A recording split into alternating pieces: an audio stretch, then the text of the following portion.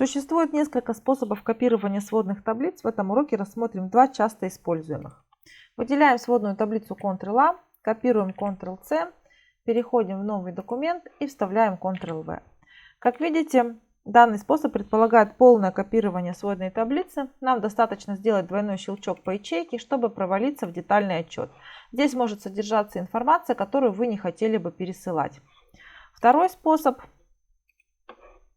Выделяем сводную таблицу, копируем Ctrl-C, переходим в новый документ и вставляем через специальную вставку Ctrl-Alt-V значение ОК, еще раз ширина столбцов ОК и еще раз форматы ОК.